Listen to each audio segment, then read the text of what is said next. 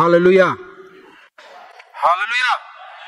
Puji Tuhan, kita bersyukur buat pagi yang indah ini. Tuhan memberikan kepada kita tempat yang sangat berharga, ya. Nah, mari kita lihat firman Tuhan. Ya, dalam 1 Korintus 2 Korintus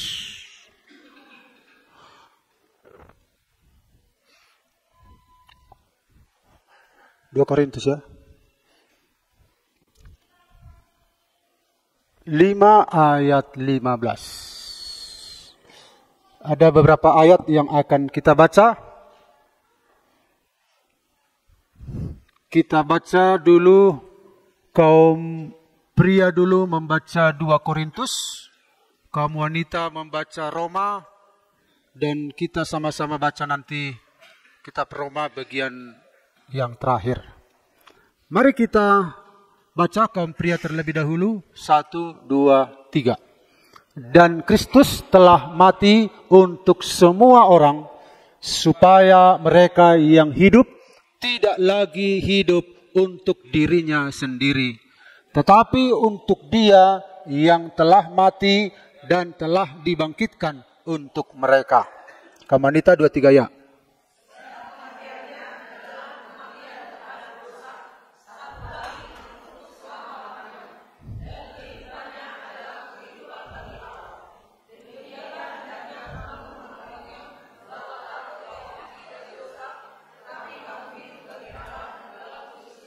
Sama-sama 2, 3 ya.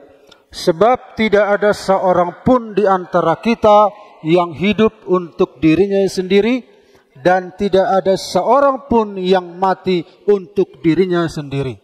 Sebab jika kita hidup untuk Tuhan, dan jika kita mati untuk Tuhan. Jadi baik hidup atau mati, kita adalah milik Tuhan. Haleluya. Jadi kalau kita lihat 1, 2, 3, 4, 5 ayat ini, kira-kira apa yang inti dari ayat ini kalau Bapak Ibu amati? Terus ada PR ya. Hidup untuk Tuhan. Mantap kali. Hidup bagi Allah ya. Nah, ini kan berulang-ulang dikatakan di sana, ya. Supaya mereka yang hidup tidak lagi hidup untuk diri sendiri, tetapi untuk Dia. Artinya hidup untuk Tuhan, hidup bagi Allah. Kemudian Roma 6 kita lihat di sini, kehidupan bagi Allah. Nah, kemudian Roma 14 dikatakan di sana, hidup kita adalah milik Tuhan, ya. Kita mati untuk Tuhan, kita hidup bagi Tuhan. Artinya adalah intinya hidup bagi Allah. Itulah tema firman Tuhan pada hari ini. Tetapi kita istilah, kalau Bapak Ibu pernah nonton YouTube atau melihat pernyataan disclaimer katanya, ya. Apa itu disclaimer? Yaitu menolak klaim, ya. Disclaimer dulu tentang Allah. Nah, klaim Allah menurut kita beda dengan klaim Allah menurut paham non-Kristen. Nah, kalau disebut Allah di sini bukanlah nama menurut iman Kristen. Jadi kalau kita hidup bagi Allah dimaksud di sini, pikiran kita nggak boleh seperti pikiran non-Kristen. Karena Allah bagi kita beda dengan Allah bagi mereka. Nah, sedikit sebelum kita lihat hidup bagi Allah, Allah Kristen itu siapa dan bagaimana. Ini perlu kita pahami supaya kita tidak salah paham. Karena semua orang di dunia ini punya Allah, punya sesembahan. Jadi kalau kita dengar hidup bagi Allah, wah, orang lain juga hidup bagi Allah. Nah, Allah yang dimaksud oleh Rasul Paulus siapa? Nah, untuk mengerti Allah ini sesuai dengan pemahaman Kristen, mari kita ikuti pelan-pelan dulu sebelum kita masuk ke poin-poin. Mengapa orang percaya harus hidup bagi Allah? Sebelum itu kita lihat dulu apa arti Allah ini bagi orang Kristen. Nah, Bapak Ibu, saya mau tanya dulu kepada kita. Ada kemiri, itu ada kemiri. Ada pisang, ada kacang di sana. Ada sayur manis, ada rumput, ada pohon. Itu apa nama jenisnya? Nama kesatuannya itu apa? Ya? Tumbuh-tumbuhan. Oke? Nah, apa artinya ini nanti kita lihat. Untuk mengerti tentang Allah ini harus begini dulu. Nah, ada kecoak, ada anjing, ada kucing, ada harimau, ada kutu, ada kura-kura. Apa nama kesatuannya itu? Binatang atau hewan. Oke. Ada Batak, ada Nias, ada Negro, ada Cina, ada Arab, ada Dayak. Apa kira-kira nama kesatuannya itu?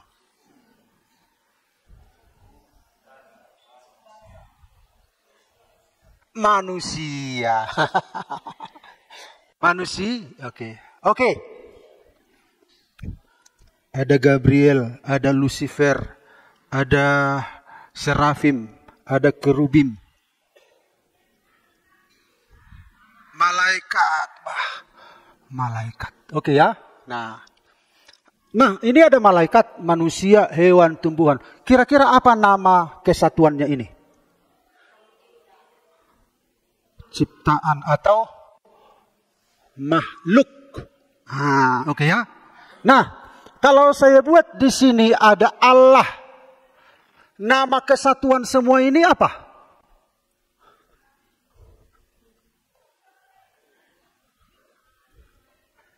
Ya Pak? Semua ya mirip begitu nanti. Tapi itu sudah maknanya itu Pak. Eksistensi atau hakikat keberadaan. Jadi ini kalau istilah biologis disebut jenis. Tapi untuk konteks teologi namanya itu nggak boleh sebut jenis. Tapi untuk menolong pikiran kita, jenis artinya ini jenisnya ini, jenisnya ini, jenisnya ini, jenisnya ini, jenisnya ini. Jadi beda jenis mereka, itu maksudnya. Hakikat itu keberadaan, eksistensi. Nah, jadi Allah menurut Kristen hanya untuk membedakan ini. Ini hakikat ilahi. Sementara ini tidak. Ya, ini ciptaan. Makhluk ini tidak ilahi. Ilahi ini artinya adalah dia tidak punya awal dan akhir. Tidak punya batas waktu. Jadi kalau kita disebut Allah, itu belum merujuk kepada Allah yang benar. Belum. Nah, hanya untuk menunjukkan jenisnya. Nah, belum juga. Berarti memang kalau nggak mengerti nanti salah sampaikan ya. Salah menyampaikan di luar sana. Kalau ada orang salah mendengar yang saya ucapkan, akhirnya salah sampaikan di luar sana. Nah, artinya adalah Allah bagi kita itu hanya untuk membedakan ini. Artinya ada 5 kelas. Itu istilahnya 5 kelas. Ada pencipta, ada ciptaan. Ciptaan itu disebut makhluk. Nah, untuk semua ini disebut hakikat, keberadaan, eksistensi. Nah, kalau demikian, kalau Allah itu adalah hakikat, hanya menunjuk kepada keberadaan, mari kita lihat Allah itu. Nah, Allah kita itu keberadaannya itu 3 pribadi. Yaitu Bapa, Firman, dan Roh Kudus. Nah, Bapa bukan roh, roh bukan firman, firman bukan Bapa, tetapi Allah itu, Bapa itu adalah Allah, Firman adalah Allah, Roh Kudus adalah Allah. Jadi kalau ada seorang berkata, wah Pak, susah kali ku mengerti tentang Tritunggal. Lalu saya bilang apa? Puji Tuhan. Syukur tidak mengerti. Karena memang Allah itu enggak kita pahami. Kalau kita pahami berarti tidak bisa diurai oleh pikiran kita, berarti enggak hebat. Jadi kalau Bapak Ibu terbatas pemahamannya tentang Tritunggal, puji Tuhan. Ini hanyalah gambaran mendekati, ya paling tidak menolong pemikiran kita tentang Allah kita itu. Itu sama dengan si manusia tadi. Jadi kalau kita membedakan antara Allah dan kalau membedakan Allah itu bedakan juga dengan hakikat lain, yaitu manusia. Jangan bedakan bagi kita ya. Jangan bandingkan antara Allah dengan Moses. Jangan. Karena bagi kita Allah itu bukan nama, tapi hakikat. Bandingkanlah hakikat dengan hakikat, itu maksudnya. Nah, yang ngerti nggak ngerti nanti ini hanya sekedar saja. Nanti poin-poin yang berikut yang penting ya. Nah, manusia itu punya tubuh, jiwa, roh.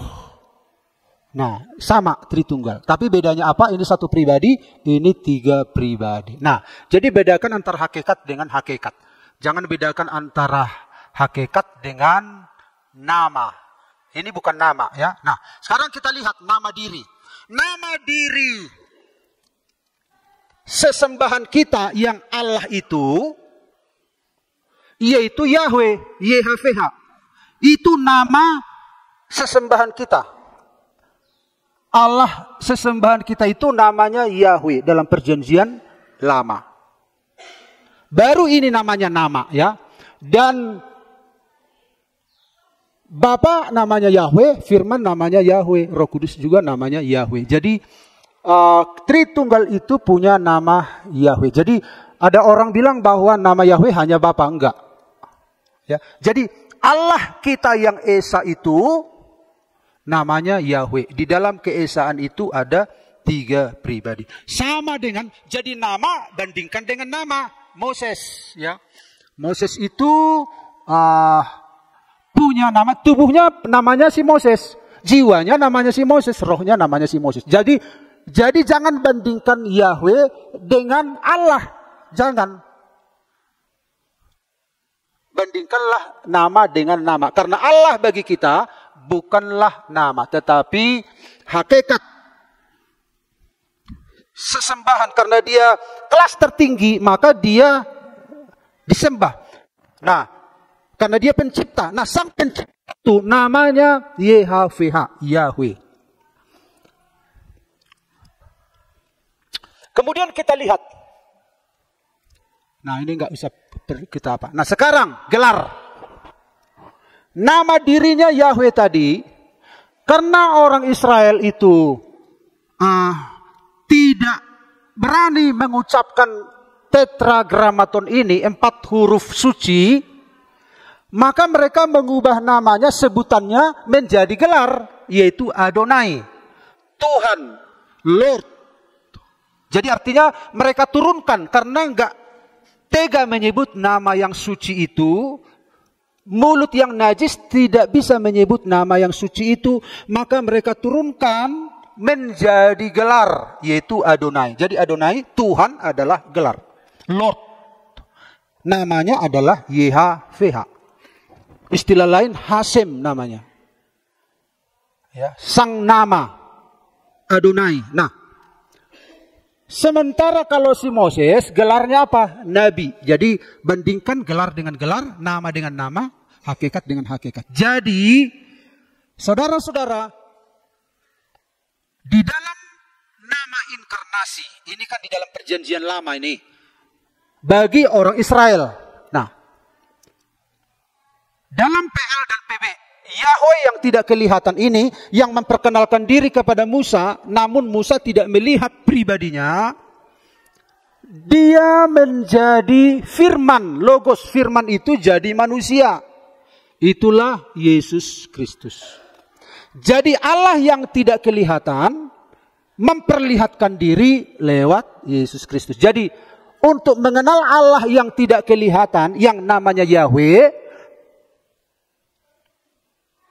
yaitu dengan mengenal Yesus Kristus. Karena Yesus Kristus adalah Allah yang terlihat. Nah, Yahweh ini, Yesus ini artinya Yehosua, ya. Yesus, Yahweh yang menyelamatkan. Jadi Allah yang benar-benar ada harus bisa menunjukkan diri. Siapakah itu? Yesus Kristus. Kalau Allah tidak bisa menunjukkan diri, berarti tidak ada. Nah, siapakah yang bisa menunjukkan diri? Yaitu Yesus, firman jadi manusia. Kenapa dia menunjukkan diri? Karena memang dia ada. Jadi kita menyembah Allah yang ada, bukan yang tidak ada, bukan angan-angan, bukan imajinasi. Amin. Karena dialah yang menyatakan diri, menunjukkan diri. Kalau tidak menunjukkan diri berarti dia nggak ada.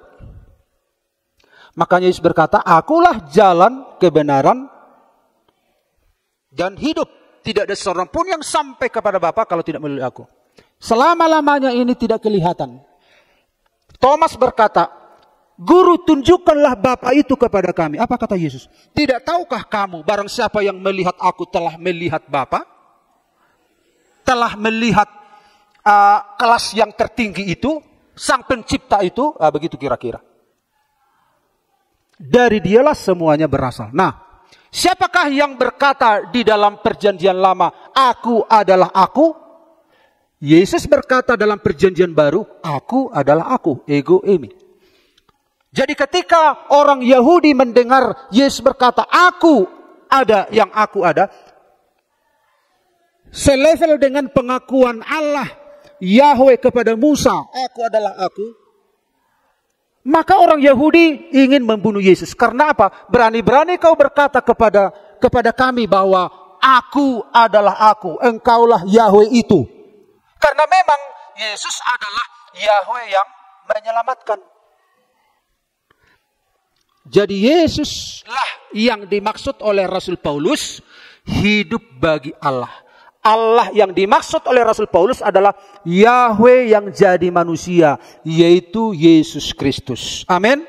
Jadi kalau dikatakan hidup bagi Allah, berarti hidup bagi Yesus. Karena Yesuslah Allah yang jadi manusia itu, sesembahan yang namanya Yahweh jadi manusia, Yesuslah dia. Jadi kalau kita ingin hidup bagi Allah, itu berarti kita hidup bagi Yesus. Amin. Karena dialah figur Allah yang memperlihatkan diri untuk kita manusia ini. 3 alasan mengapa kita harus hidup bagi Yesus. Yang pertama kita lihat Bapak Ibu, Ia adalah gambar Allah yang tidak kelihatan, yang sulung, lebih utama dari segala yang diciptakan. Karena di dalam dialah telah diciptakan segala sesuatu, yang ada di sorga dan yang ada di bumi, yang kelihatan dan yang tidak kelihatan, baik singgasana maupun kerajaan, baik pemerintah maupun penguasa. Segala sesuatu diciptakan oleh Dia dan untuk Dia. Ia ada terlebih dahulu dari segala sesuatu, dan segala sesuatu ada di dalam Dia. Karena seluruh kepenuhan Allah berkenan diam di dalam Dia. Jadi hidup bagi Yesus alasannya adalah karena segala sesuatu diciptakan bagi Dia. Tidak ada yang tercipta untukmu. Gak ada. Gak ada tercipta untuk malaikat, untuk iblis. Semua diciptakan untuk Dia, untuk kepentingannya. Jadi ketika Rasul Paulus berkata bahwa hidup bagi Allah karena memang Dialah pencipta segala sesuatu, dan itu diciptakan oleh Dia dan untuk Dia. Oleh karena kehendak-Mu semuanya itu telah ada dan diciptakan untuk kemuliaan-Mu. Terpujilah Tuhan. Nah, Semua dicipta untuk dia.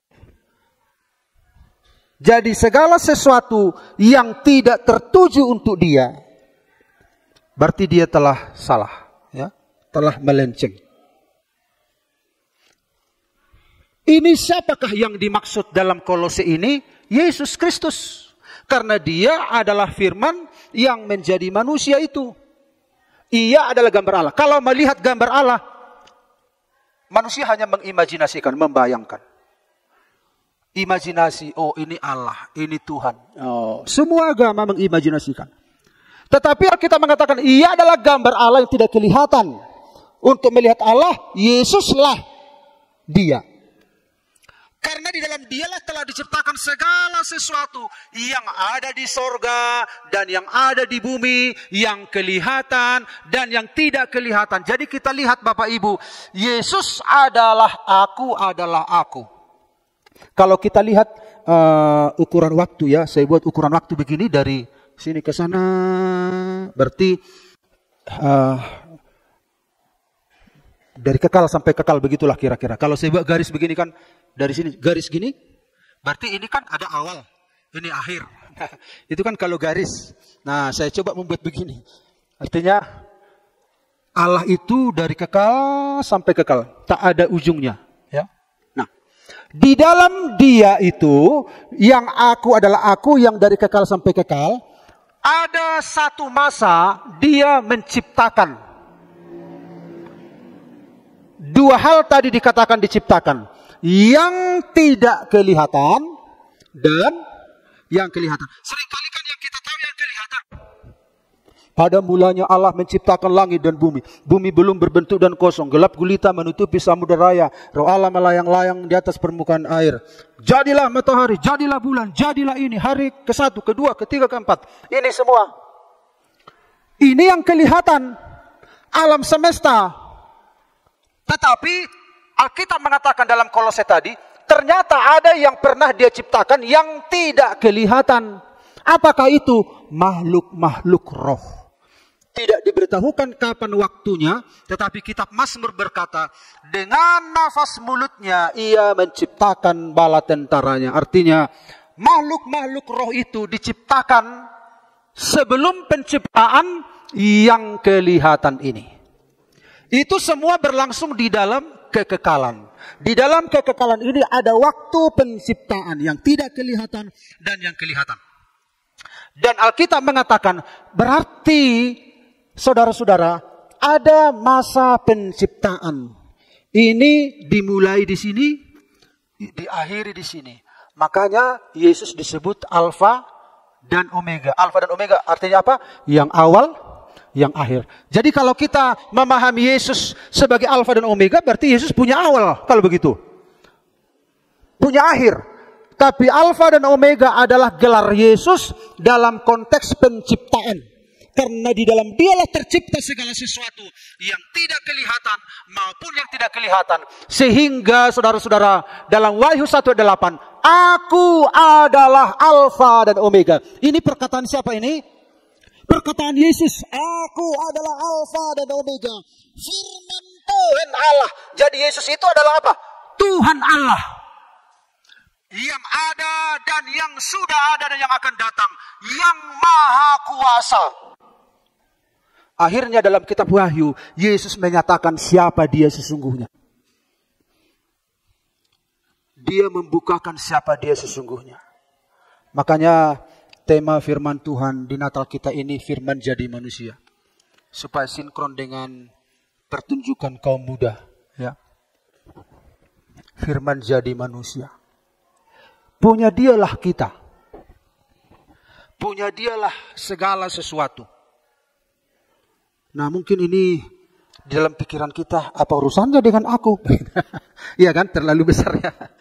Nah, jadi semua diciptakan demikian. Seperti sebuah sebuah orkestra yang besar. Di mana Kristuslah pemandu.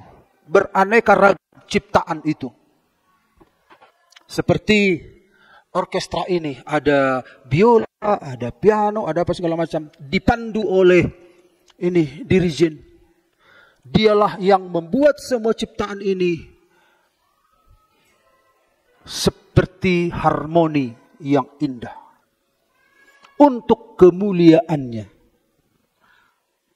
untuk dirinya sendiri.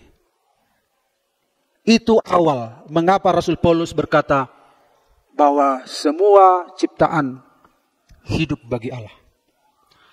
Saudara-saudara, kita hidup di dunia ini, kita hidup untuk sesuatu. Saudara cek diri kita.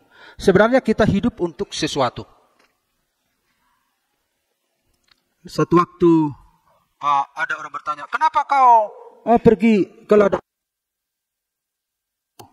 Harus memenuhi kebutuhan keluargaku. Artinya adalah dia hidup untuk keluarganya. Semua kita hidup untuk sesuatu. Tidak ada yang hidup tidak diperuntukkan untuk sesuatu. Baik untuk kepentingan pribadi, untuk kepentingan orang lain, kita hidup untuk sesuatu. Namun pada awalnya kita hidup untuk Allah. Kita dicipta hanya untuk kemuliaannya, bagi Dia. Nah, lalu kita lihat yang berikut. Seluruh ciptaan telah tercemar oleh dosa. Artinya adalah ciptaan itu tidak hidup lagi bagi Allah. Makhluk roh memberontak dan terpisah dari hadirat Allah. Yesaya 14 ayat 2. Tolong seorang membaca. Yesaya 14 ayat 2. Oh, ayat 12, sorry. Ya, sorry ya. Ayat 12 sampai 13 sampai 14.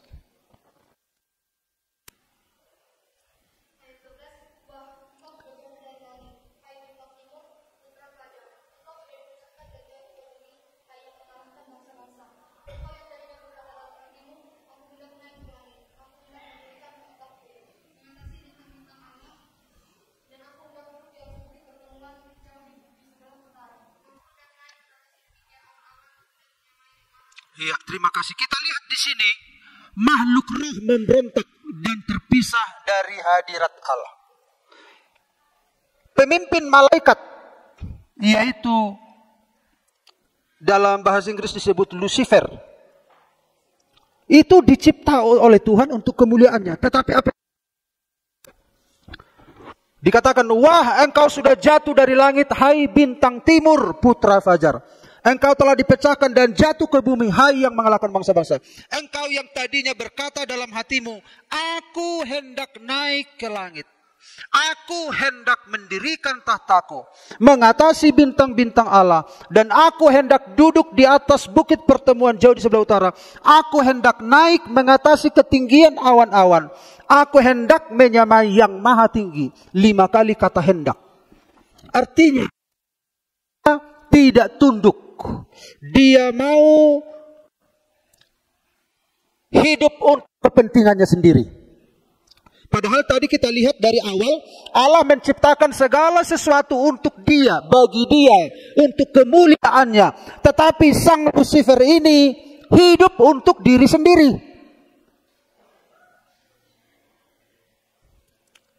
Aku hendak, aku hendak, aku hendak. Beda dengan apa yang dikatakan Yesus. Bukan kehendakku yang terjadi, kehendakmu lah yang jadi. Terus mengajari semua ciptaan ini, menyerahkan kehendaknya kepada Bapa. Kalau kita hidup untuk diri kita sendiri, itulah yang membuat kita jatuh. Itulah yang membuat kita keluar dari peredaran. Kalau kita lihat Bapak Ibu, ada satu ayat di dalam Alkitab. Yudas 1 ayat 13. Yudas 1 ayat 13.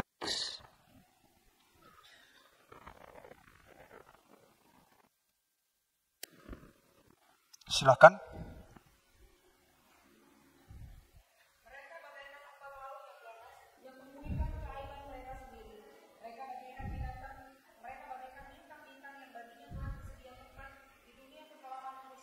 Iya. Terima kasih. Dikatakan di sini mereka bagikan bintang-bintang, ya, yang mengembara. Artinya keluar dari peredaran. Padahal makhluk ciptaan. Kita lihat tadi kan level-levelnya itu. Makhluk roh berontak dan terpisah dari Allah. Dan kita tahu Lucifer itu disebut pemimpin musik. Pujian penyembahan di hadapan hadirat Tuhan. Dalam kitab Yehezkiel, Lucifer itu sendirilah musik itu. Jadi bukan alat musik seperti ini. Dia sendiri, kemana dia pergi, ada di sana bunyi seruling, bunyi musik. Dirinya itu musik itu sendiri. Makanya pemain musik itu harus hati-hati. Seringkali pemusik itu mengambil kemuliaan bagi dirinya sendiri. Jadi pemain musik harus banyak menyangkal diri. Ketika Lucifer ini memberontak, berarti dia tidak ada pada rutenya. Semua diciptakan oleh Tuhan punya rotasi masing-masing. Punya rel masing-masing untuk kemuliaannya. Tapi dia keluar dari rel. Seperti pemain musik atau gitar. Bunyinya fals. Tidak sesuai, tidak enak didengar oleh Tuhan. Fals.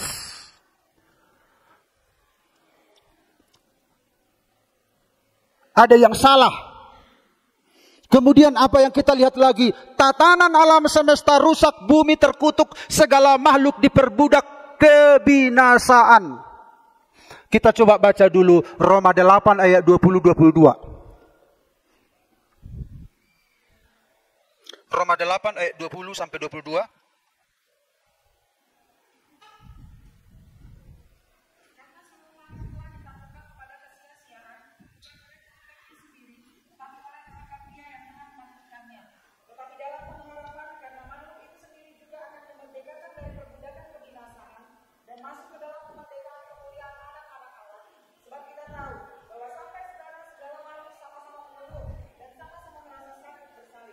Iya. Jadi kita lihat di sini makhluk itu ternyata mengeluh walaupun mereka nggak bersuara. Karena apa? Ditaklukkan kepada kesia-siaan. Artinya hidup mereka jadi nggak berarti, jadi mati.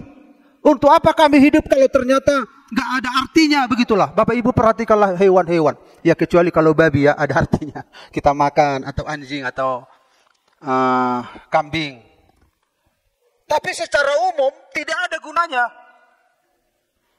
Bapak Ibu lihat kalau di TV tentang binatang-binatang yang banyak itu. Ratusan ribu kerbau liar. Ratusan ribu binatang di sebuah padang gitu. Burung-burung, ikan-ikan miliar. Tapi lahir mati. Ditaklukkan kepada kesia-siaan. Ternyata Alkitab mengatakan mereka itu mengeluh. Kapan kami dibebaskan dari kebinasaan ini? Kenapa terjadi kebinasaan? Karena dosa. Dosa berdampak kepada alam semesta. Dosa manusia berdampak kepada bumi. Dosa Lucifer berdampak kepada tatanan jagat raya ini. Kemudian kita lihat manusia terpisah dari Allah. Jadi kita lihat ada makhluk roh, ada alam semesta, khususnya pada manusia. Yang merupakan pemisah antara kamu dan Allahmu adalah segala dosamu. Jadi artinya saudara-saudara, ciptaan itu tidak berfungsi lagi sebagaimana mestinya. Padahal ciptaan itu tercipta hanya untuk dia sendiri. Untuk kemuliaan sendiri. Baik itu alam roh, malaikat-malaikat. Baik itu jagat raya ini. Baik itu manusia.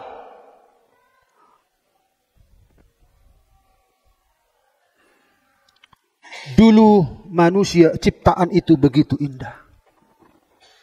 Sampai terdapat sesuatu yang salah.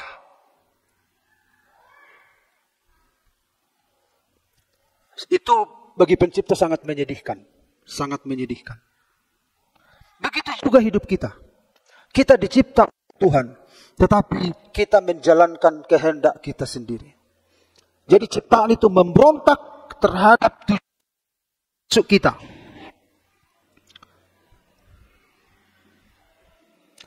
Jadi saudara-saudara, dosa ini bukan hanya urusan pribadi saja, tapi urusan kosmis ini, jagat raya ini.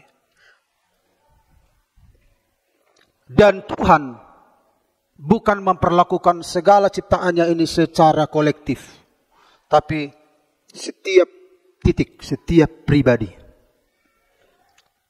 Nah, kemudian kita lihat Kolose 1 ayat 20 sampai 22. Yesus menebus kita menjadi miliknya. Yesus menebus segala sesuatu, bukan hanya manusia, segala sesuatu. Bapak Ibu, kita lihat Kolose 1 20 sampai 22. Dan oleh Dialah, yaitu Yesus, Ia memperdamaikan segala sesuatu dengan dirinya. Segala sesuatu. Tidak ada yang terlewatkan. Tidak ada yang terlupakan. Segala sesuatu, misalnya planet Pluto karena jauh, ini terlewatkan. Enggak, segala sesuatu. Karena segala sesuatu ada di dalam Dia.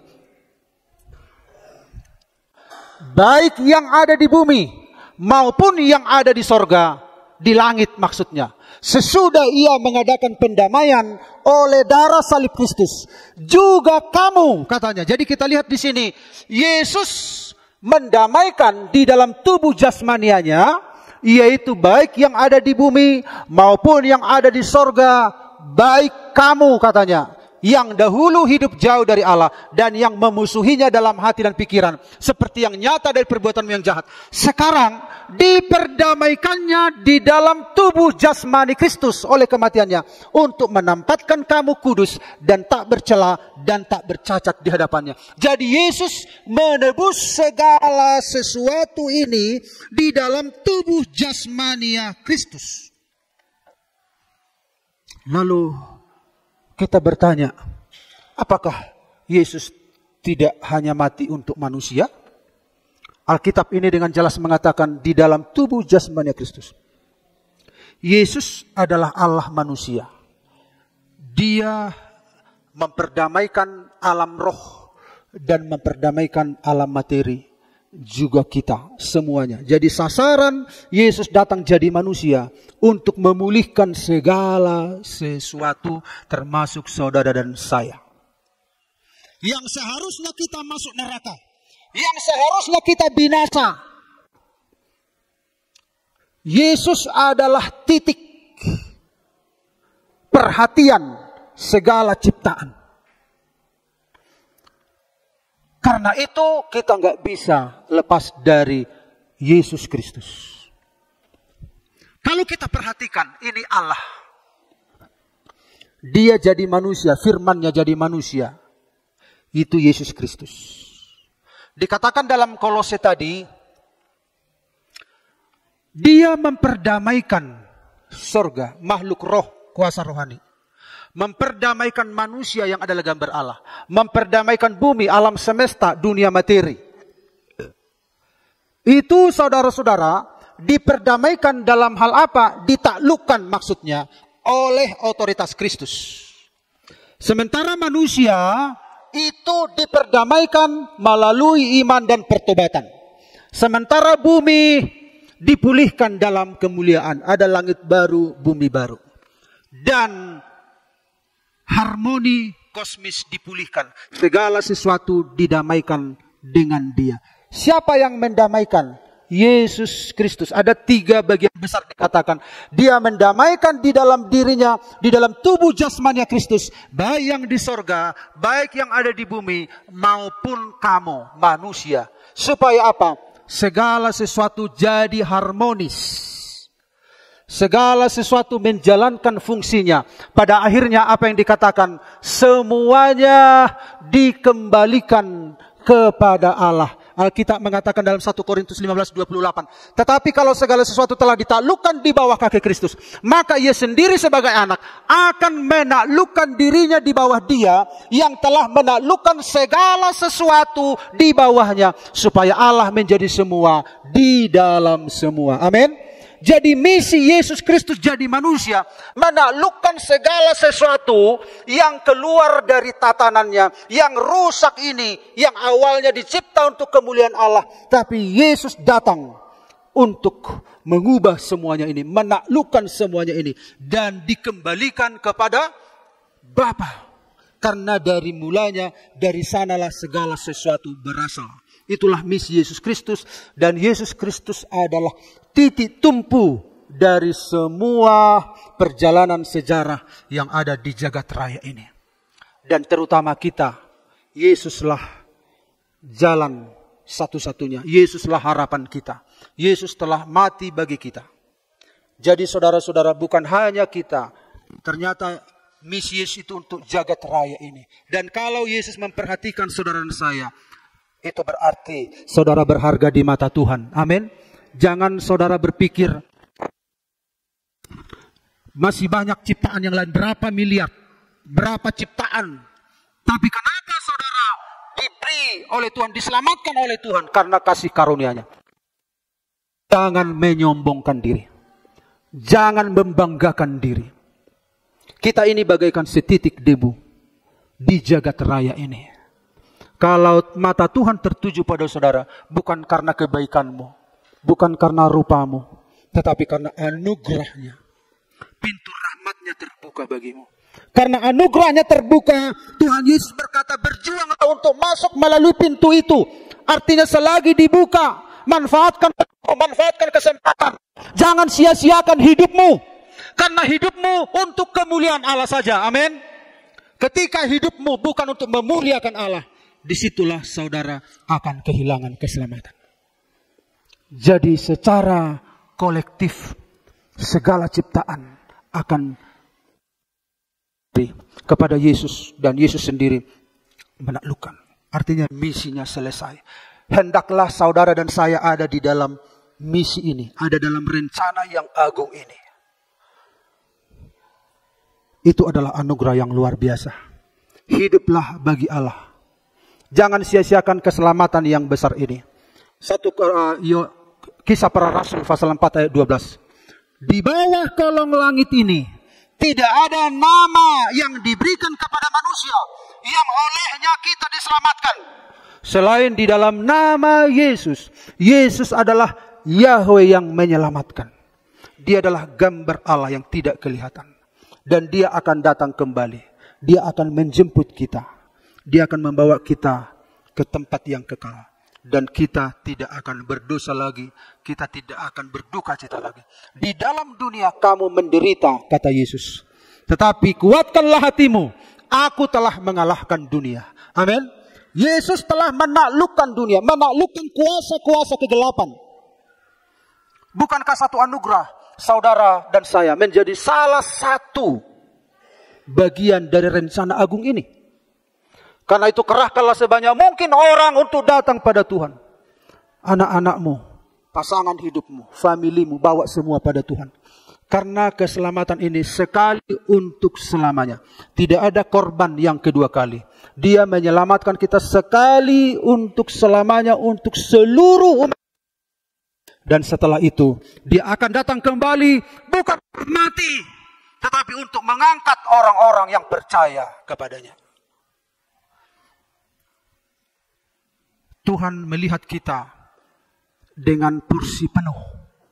Kalau saya melihat saudara, kalau saya melihat Nicholas, baru saya konsentrasi penuh sama dia. Kalau saya melihat banyak, gak bisa konsentrasi penuh, satu-satu enggak. Tapi Allah, sekian banyak manusia yang percaya kepadanya, Dia porsi perhatiannya tetap 100% kepada setiap pribadi. Amin. Dia peduli padamu. Hiduplah bagi Allah. Jangan hidup bagi dirimu sendiri. Hidup bagi Allah. Yesus telah melakukan semuanya itu. Dan ketika kita hidup bagi Allah, kita mencapai tujuan Allah dalam hidup kita. Dan kita menghadapi tubuh dan darah Kristus. Inilah korban pendamaian bagi kita. Mari kita nyanyikan sebuah nyanyian. Haleluya, haleluya.